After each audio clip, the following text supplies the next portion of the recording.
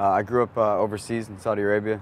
You know, like I had quite a lot of difficulty trying to relate with kids my age because of the way I grew up, and I found myself getting, you know, pretty depressed, like off and on, for a while. I mean, I still was kind of battling with that this last year as well. It kind of started about mid-adolescence.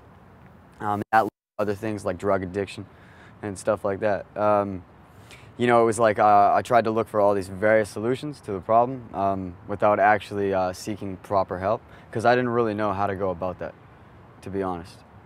I didn't know if it was related to circumstance. Like I felt like this sense of impending doom, like overwhelming, almost pessimism regarding my life, and I just figured it might have to do with what's going on in my life currently. But I saw a trend, regardless of what was going on externally, and so I started to realize there was a bit of a problem there. So after speaking to a variety of different people about it, I was able to start to work through that.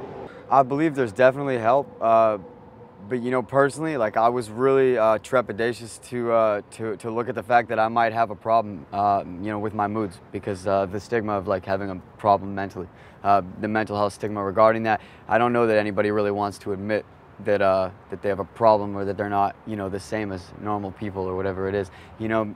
And it was that that kind of bias that really held me back from looking at a solution to the problem for a long time.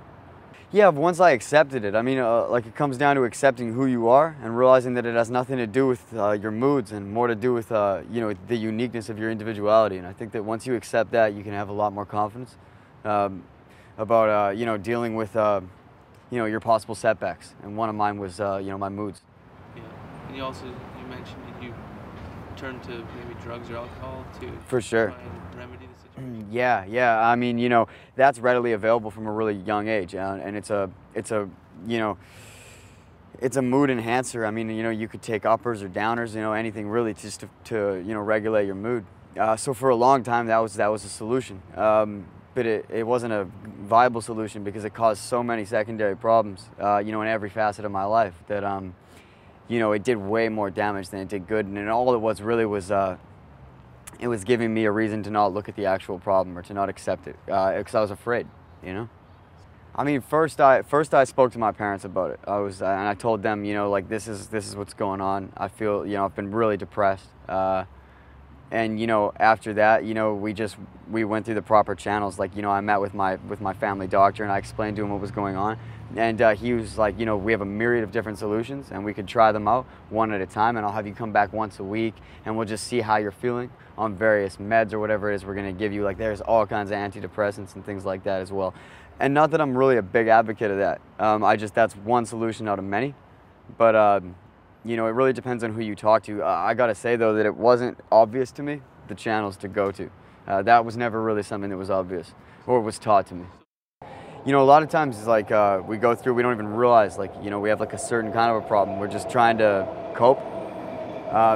That was because I didn't have any resources, you know, available to me. I wasn't taught about this is what you do if you feel like this, or this is where you can go. It was never told to us.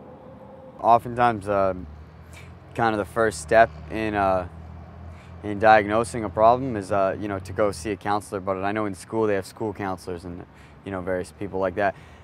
There's a stigma about it. You know, it makes you feel like you don't want to go do that because you got a problem if you got to go see a counselor. I know the feeling, for sure. And, you know, my viewpoints have changed quite drastically on that within the last, you know, 5 years or so. I feel it's a really beneficial avenue to take.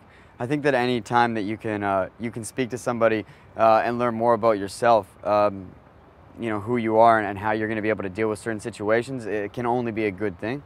You know, at the end of the day, I think that for me, like, I had a lot of depression regarding my life and what I was going to be able to do with it. You know, I have a lot of anxiety regarding like my future.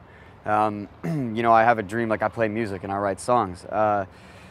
You know, in seeing somebody and talking to them about my depression, it helped me to realize that that I was young and that I have a lot of time and a lot of potential, and that you know, something like this is usually a temporary phase that we go through, and a lot of times even in adolescence too, we go through an uncomfortable phase, and it's up to us whether or not we want to hang on to that or we want to work through it. And the best way I've ever found to work through it is to seek help by somebody who's professionally gone to school for it and really knows about it. And there are countless people like that that want to help. So I'd say that if you, well, I mean, in terms of suicide, if you were to, you know, if you're on the brink of feeling like there's no hope whatsoever, if you were to take such a drastic measure at that time, before you allowed yourself time to change and to grow and to heal, it'd be like killing a stranger, because you have no idea who you're going to be, who you're going to become, and how you're going to feel once you deal with this obstruction. It's a, you know, it's not a very big obstruction, regardless of how it feels. But it can take up your whole perspective and point of view, and so it leaves you to feel there's no hope at all. But there is, and it's actually, you know, a relatively small problem once you know the proper way to deal with it. You know, so like I'd say to, like, you know, to journal first of all, so that you have some track record of like how you're feeling, and then to take that to your family and then to a doctor in order to get that figured out. Because you know, oftentimes, like, you know, I've looked back over the past 10 years of my life, like I've lived in so many different cities, and you know, there's been times I've felt like I have no idea how anything's ever going to change. I don't know how my life's ever even going to get better from here. I have nothing. I don't know what to do. I mean, you know, in a year after that, you know, you have the whole world in the palm of your hand, and it's just, it happens quite rapidly. So I guess to press on would be, you know, the final word of advice.